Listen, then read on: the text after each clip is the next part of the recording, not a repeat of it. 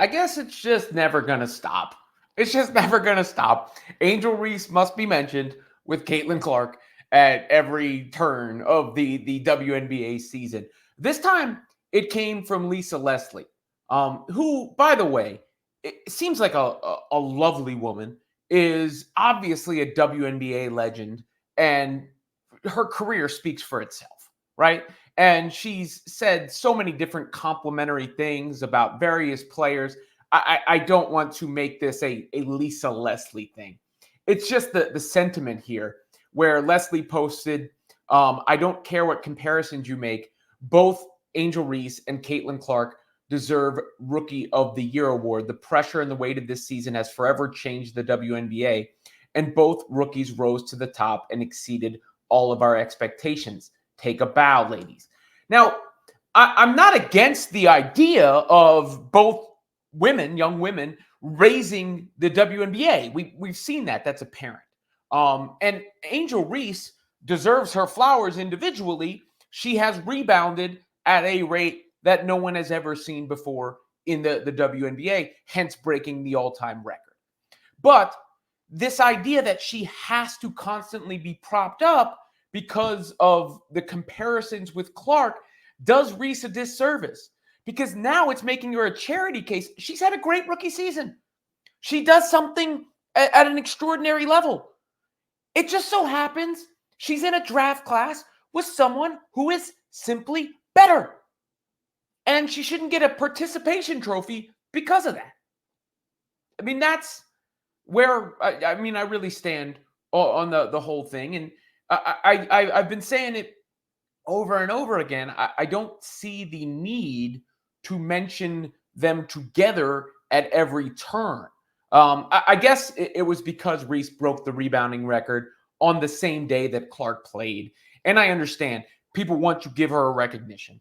And, the problem with Reese and the Sky right now is they can't score the basketball.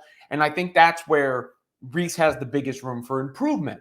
Where, there was one play in that game. I was watching it. And there was one play. And I said something about it in real time, and people got mad at me because I said Reese can go from role player to star if she finishes her shots. And the people took umbrage with the phrasing word role player.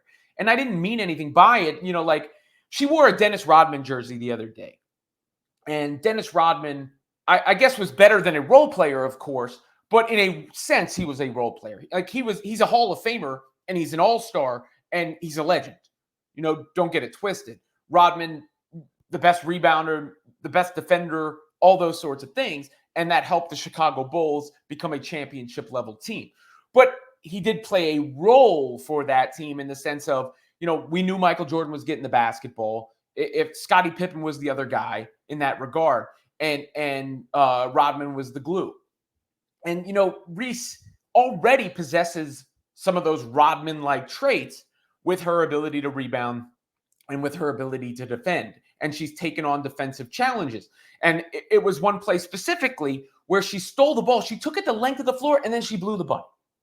And I was only trying to point out that I think her ceiling goes to another level. If she starts finishing that, and she can truly be a star, because I think to be a true superstar, you are somebody that the defense has to prepare for. You are somebody that can punish the defense offensively. She can be an all-star, a high-level, elite-level role player that therefore is an all-star because she plays her role so well just by what she's already able to do. But she has the potential to be more because she is getting, she got to the basket there. She just didn't finish it. And that's all I was saying in that moment. And part of the reason the Chicago Sky are 10 games under 500 right now is because Kennedy Carter is the only player on that team who can get a shot. They traded the other one in Marina Mabrey, who is now, of course, on the Connecticut Sun. It's going to be tough for them, even if you're trying to feed Cardoso, even if Reese, becomes polished as a post player. It's tough to play offense in basketball in today's day and age through the block, unless you have a Jokic-level player who is playmaking for everybody else. And even he comes out in the high post and is shooting threes and all those things. So I don't, like that's just not going to be an effective offense. And once Kennedy Carter comes back, we'll see if they turn it around a little bit. But I think it's going to be tough sledding for the Sky for the remainder of the year because of that lack of punch offensively. And that's the kind of thing Reese can develop as she goes forward. She's just a rookie, and she's had a tremendous rookie season. And in almost any other rookie season, she would be the rookie of the year. But it's like there's a quota or a mandate to mention her at every turn when it comes to Caitlin Clark. And it's just it's not even fair to her. It's not fair to her because it's okay to just say like Caitlin Clark is a generational sport shifting talent. And it's just not a comparison. They are both elevating the game, and Reese is she's already a superstar off the court. I mean, she's got star power, she's got charisma, she's got brand marketing deals, she's got all that going on for her. And she is a valuable winning player. She affects winning. I mean, she was right. She said it that she's won at every level. And she has.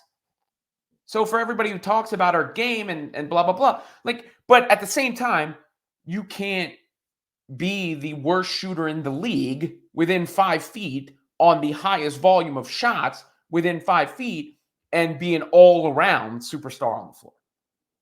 But regardless of that, none of that would matter or be as magnified if it wasn't constantly this conversation with Caitlin Clark.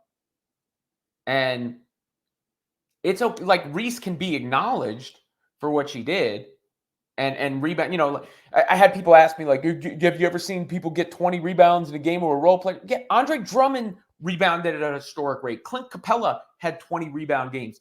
My point is that Angel has a chance to be better than that and can be better than that and is already obviously a bigger crossover star than that.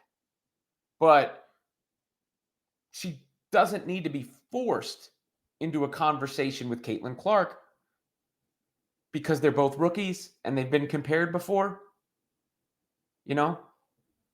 I just I wish it would go away. At this point, I guess you could say I don't want to see it anymore.